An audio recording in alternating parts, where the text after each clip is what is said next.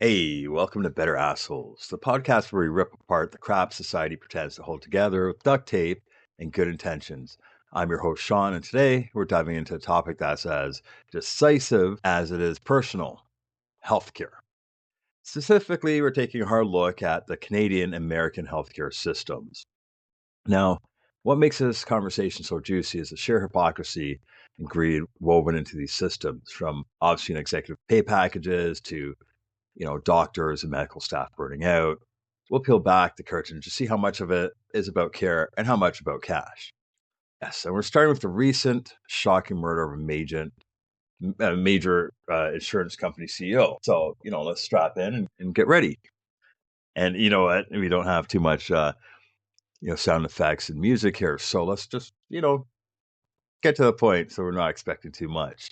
So let's talk about healthcare. Let's talk about North America. My specialty is North America.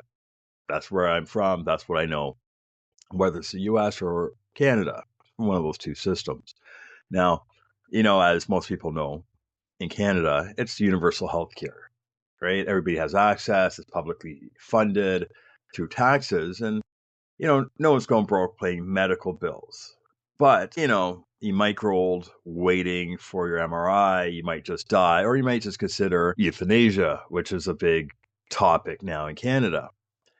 It's Canada's very interesting. Wait times, you hear a lot about the wait times nowadays. We're kind of in a situation in Canada where you're waiting 2-3 years depending what's going on, depending what you need, depending where you are.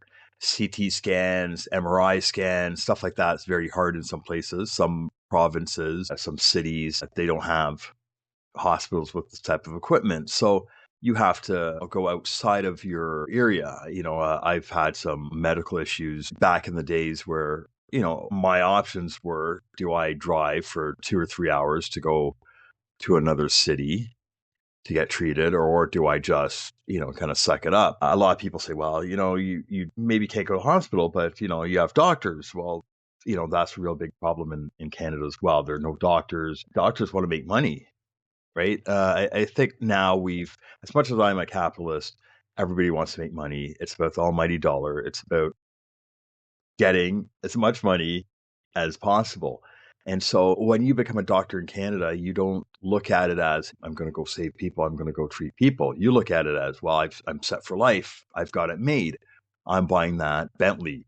I'm buying that Lamborghini, whatever. And sometimes you start realizing, depending where you are, that you're very limited. Maybe a doctor in Canada might say, well, I'm going to, work under a medical practice or whatnot. They're, who knows, 150 grand, 100 grand, something like that, right? They're making six figures, but we're not talking you're buying Lamborghinis. I've had some friends, and what they've done instead, they decided to open their own practice. They get an office, they, buy the space, turn it into a medical center, hire some other doctors, and, they reap those benefits. A lot of doctors, they look at what we have available here and they make that decision to go to the US. It's a simple decision, right? Go to the US, make more money, have a better life, be able to spend some of that money. A lot of these doctors, by the time they get taxed here and you go through your expenses and whatnot, you got to think, if you're making 300 or 400 grand a year and you're limited to being taxed, you're losing 75% of your income, you're not getting anything out of it, and you still have to go across the states to go vacation or somewhere with warm weather, you're not going to go and really want to stick around in Canada all this time. So this is, the real big incentive for a lot of doctors in Canada to not be in Canada. That's kind of a problem, right?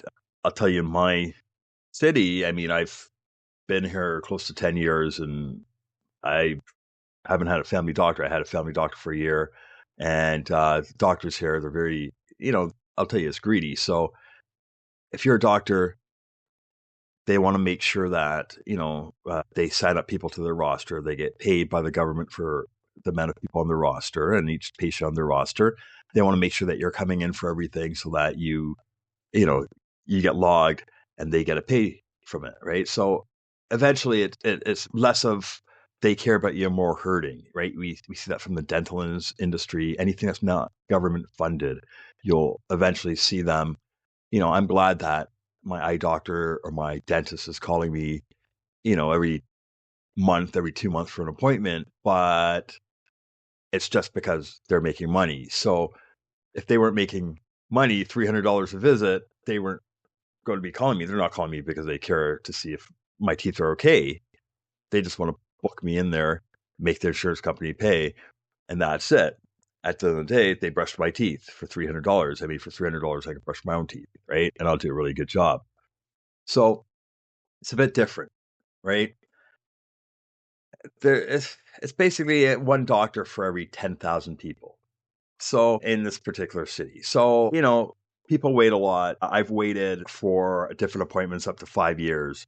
A lot of people will just go to Buffalo for an MRI. One of the jokes here amongst minorities is that once you go to the hospital, you're not coming out. So, you're stuck in a situation where you don't have confidence. How do you have confidence if you think that you have a limitation of surviving a hospital appointment depending on your background? And I mean, I guess maybe that's true. You walk in there, you're looked upon by doctors of a certain race, and maybe they say, "Hey, should we save this person?" And we've had that happen with a lot of the Aboriginal people, Native people.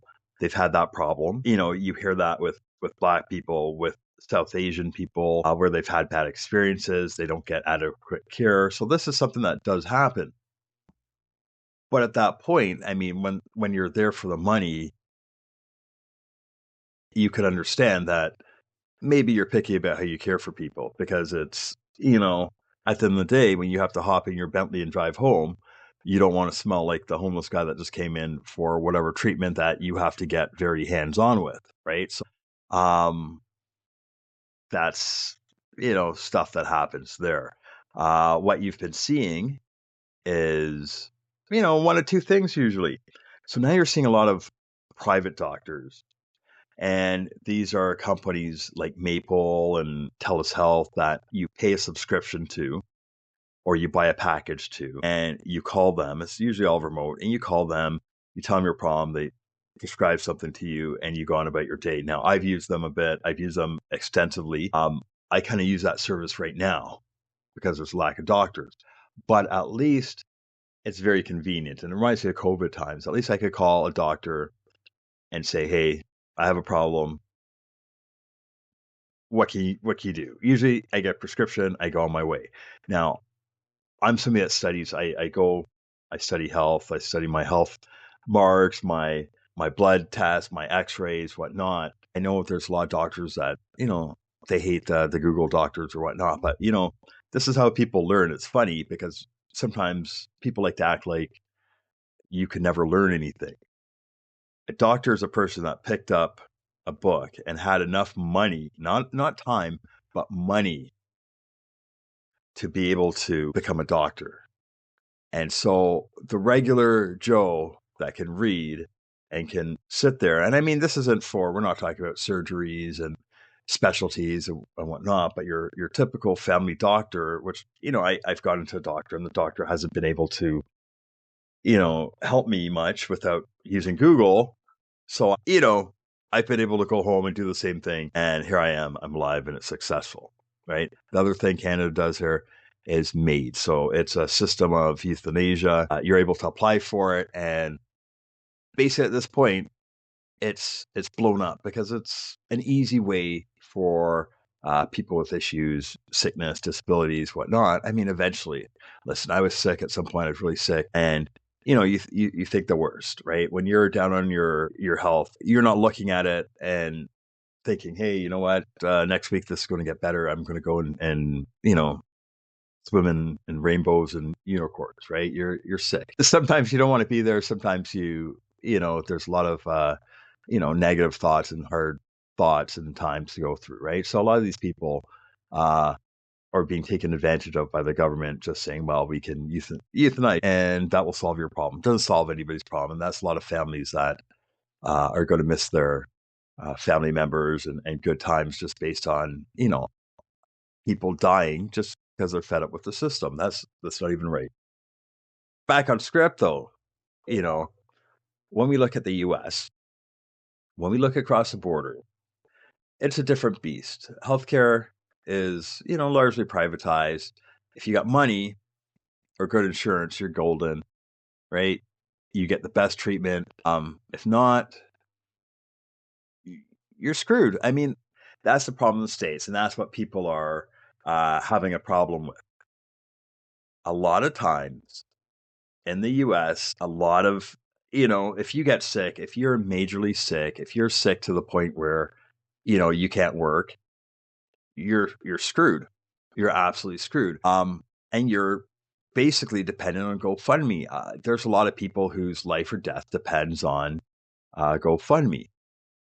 The difference, I think, with Canada and the US in this respect is that Canada is it's an interesting system because if you had cancer in Canada, not just normal cancer. I mean, you had something maybe a little bit more sinister, all right? You had a worse cancer. What will happen is you go in for treatment. Everybody has the same treatment. It's all the same treatment everybody gets.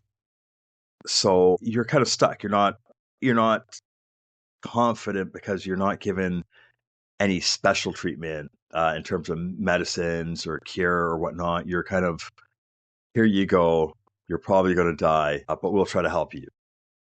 So you're not left in a good position. If you said to the doctor, hey, you know what? I have all the money in my bank account. I have a great family. I have a great life. I want to live.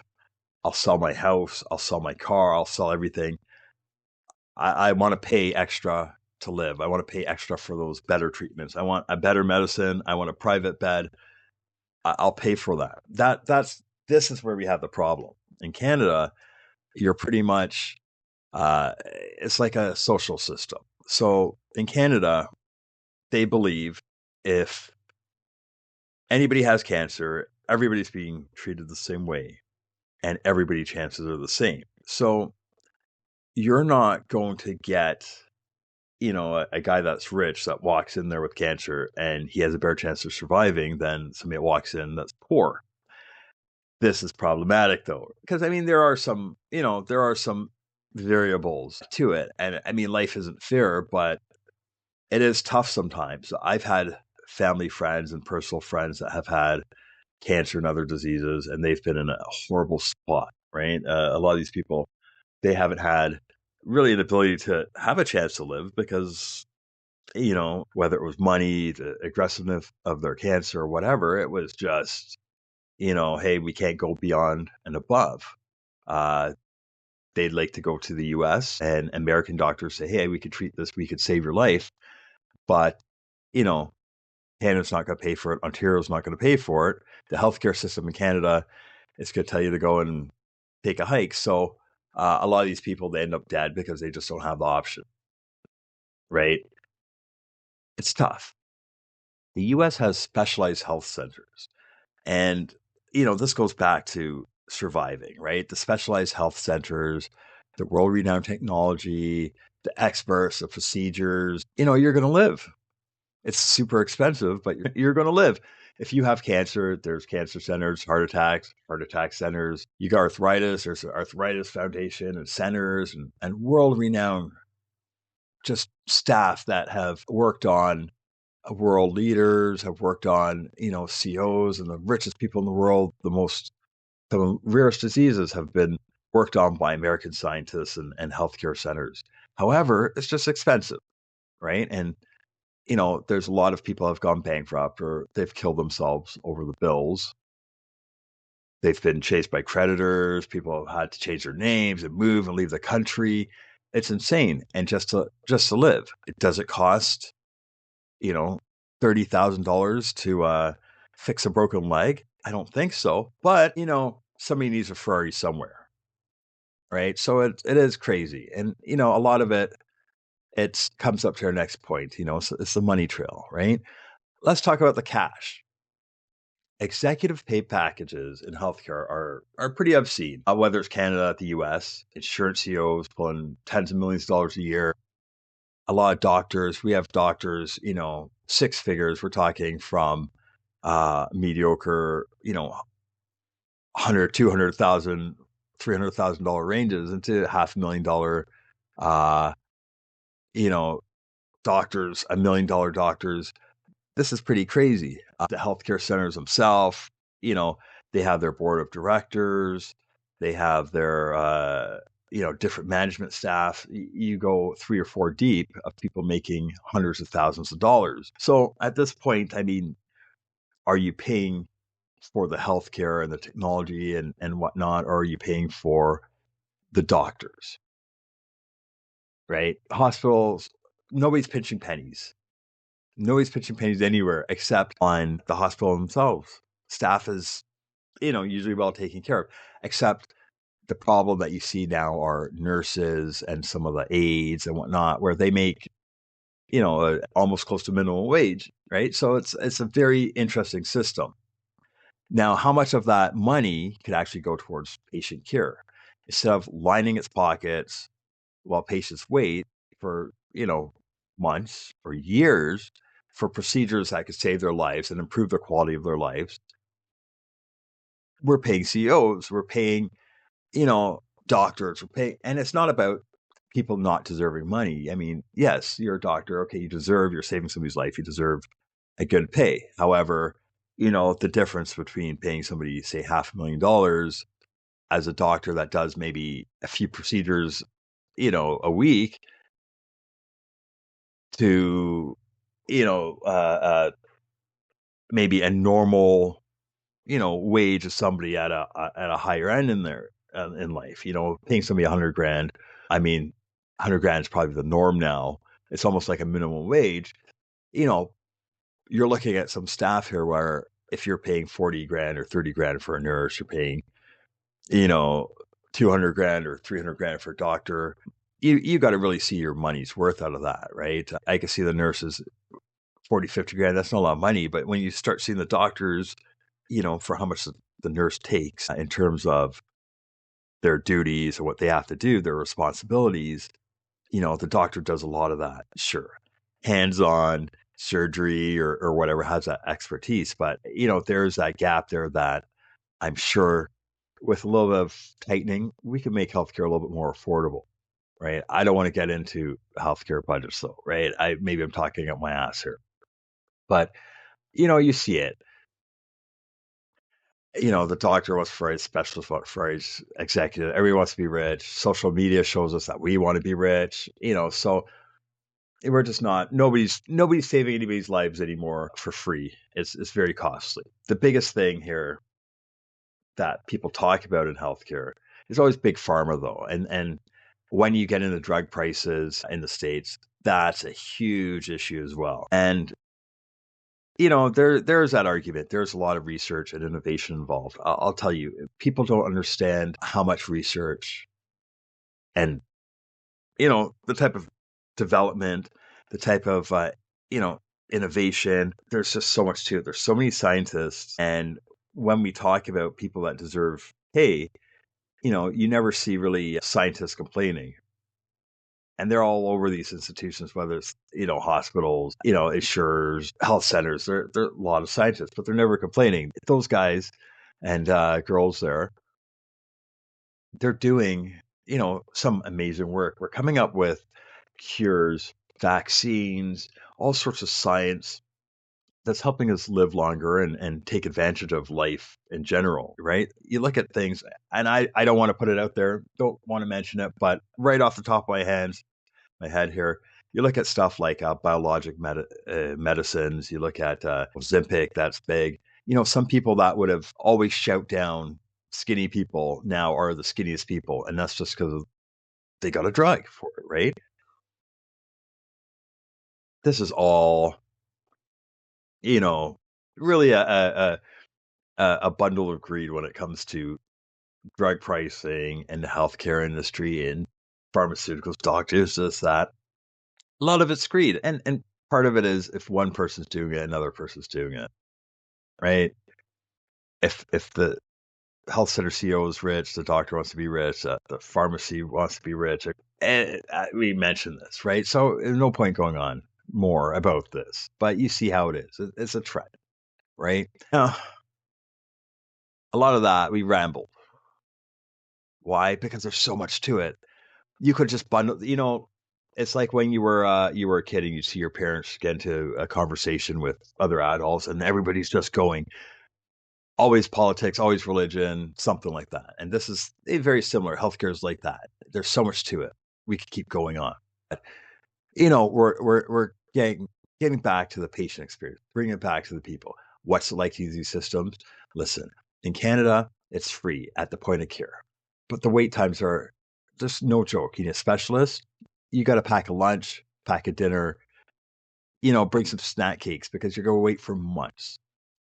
This is why rich Canadians hop the border to the US for quick service and the ability to live longer. Because if you're stuck here, you'll wait for healthcare, you'll get in, and they'll do a crappy job and you'll die. Right? That's it. The average Joe stays in Canada, dies. Rich people, they go to US, their problems are solved. Now in the US, problem isn't the wait, it's the bill.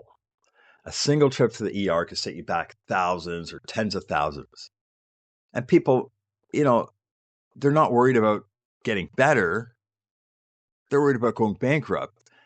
There's people that go to the doctor in the US as a last resort, absolutely last resort. They say, you know what? I'm going to die right now. This is my last chance. And they go to the hospital in the minutes before their death just because at that point you understand that you need help and it's worth it that you're going to lose everything but maybe you'll survive, and it's that desperate moment, and that's what's happening, right? We have the technology, the experience, the skills to save more people every day, but it's just not profitable. It's just the bottom line. It's just not profitable for us to save people, right? The doctors are burnt out,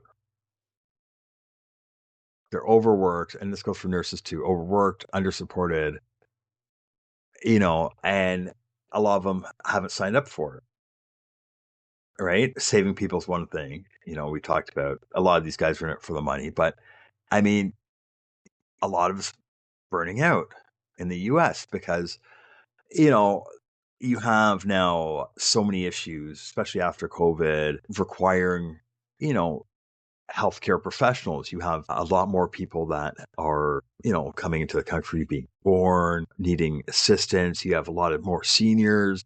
As the economy goes bad in some places, you're having people that can't afford to maintain their health. And you're seeing that now. And it's really making a lot of stress for doctors, nurses, the healthcare system, both Canada and US. Right. So it's a lot of burnout.